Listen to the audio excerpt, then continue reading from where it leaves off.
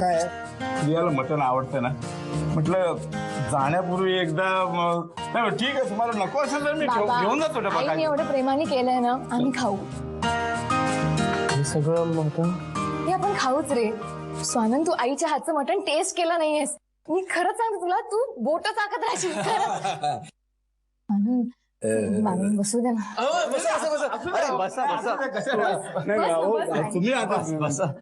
चला, तुम्ही सुद्धा आमच्यावर जेवायला बसा आता. काय आम्ही दोघं काय मध्ये तुमच्या मी दोघांचं खरं सांगू, माझी खरंच खूप इच्छा होती की तुमच्या दोघांचं सुद्धा कॅन्डलाइट डिनर व्हावं. काय पण स्वानंदच्या निमित्ताने, स्वानंदमुळे आज हे शक्य झालंय. मी खरंच आपण सगळ्यांनी मिळून आज जेवायचं. असं नको करू, तुमचा दिवस आहे, आमचं काय, आमचं झालं. अगं आमचं काय, मी तुम्हाला एक गोष्ट सांग, मी तुला सांगितलं तू दहीवडा खाऊ नको. दहीवडा खाल्लाच तर नाही ना. तू रागवलायस का? चल, मी खुश आहे. I am enjoying. मजेत आहे मी. म्हणजे मी विचारत होते की तू का रागवलायस? तुला अजूनही कळत नाही का प्रिया, प्रॉब्लेम कुठे होतोय ते? एकांत मिळत नाहीये ना आपल्याला. अच्छा, तुला माहिती आहे, म्हणजे तू चुकून किंवा न कळत असं करतेस, हे सुख नाहीच मला. नाही रे, म्हणजे मला कळतंय. इनफॅक्ट मगाशी तू चिडून निघून गेलास ना, तेव्हाच कळलं होतं. पण मी तरी काय करू रे?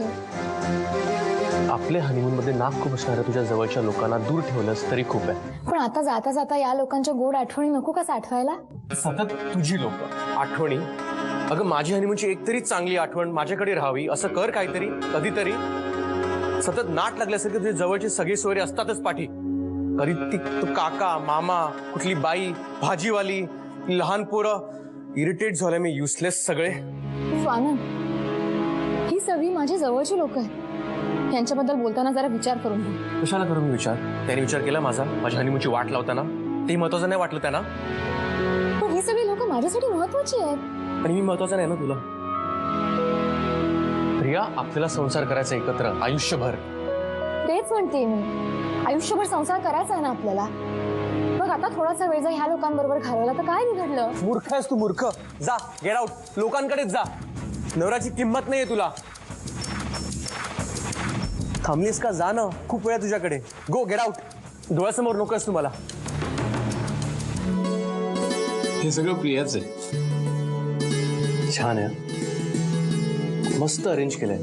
हे प्रियानीच? नाही, यातल्या बऱ्याच गोष्टी प्रियाला माहित नाहीत. हे सगळं मी आणि हिने सेट केलंय. छान केलं. मुलं किती पटापट मोठी होतात ना.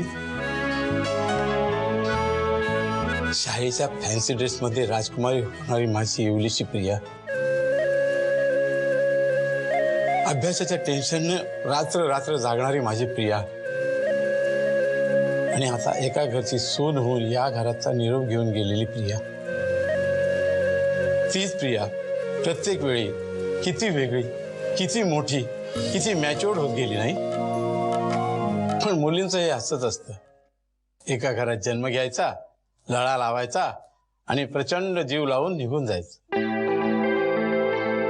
त्रास झाला असेल ना तुम्हाला? नाही, उलट आनंदच झाला. प्रत्येक बापाचं स्वप्न हेच असतं ना. मला हे बोलायचं नव्हतं. मला माहित आहे की तुमच्याकडे हे बोलायची गरज नाही, पण मुलीचा बाप आहे म्हणून मी विचार.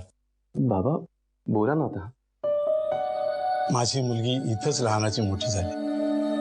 जन्मापासून ती याच घरात वाढली. जीव गुंतलाय हो तिचा इथे.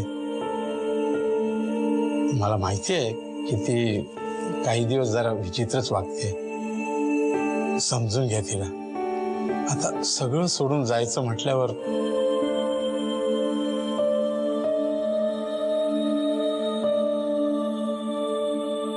आमच्या घरात रुजलेली वाढलेली तुळस तुम्ही तुमच्या घरी नेताय. काळजी घ्या तिची.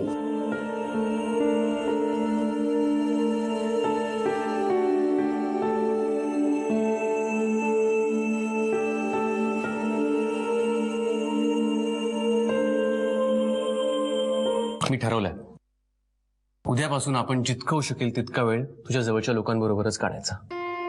अरे पण प्रिया, प्रिया, एका मुलीसाठी आपलं घरदार, आपल्या जवळच्या लोकांना सोडून का दुसऱ्याच्या घरी जाणं ती कठीण असतं हे कळलंय मला. तुझ्यासाठी तुझ्या जवळच्या लोकांचं महत्व किंवा त्यांच्या आयुष्यात तुझं महत्व हे पाहिलंय मी माझ्या डोळ्यांनी. तू आयुष्यभर माझ्याबरोबरच राहणार आहेस, पण तुला तुझ्या लोकांपासून दूर नेताना तुझं आणि त्यांचं मन नाही दुखवायचं.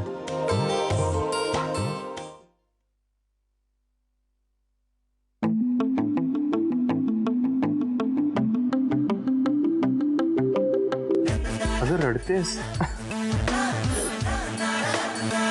अश्रू काय फक्त दुःखाचेच असतात का? हा आनंद आहे. मला परफेक्ट नवरा मिळाला याच.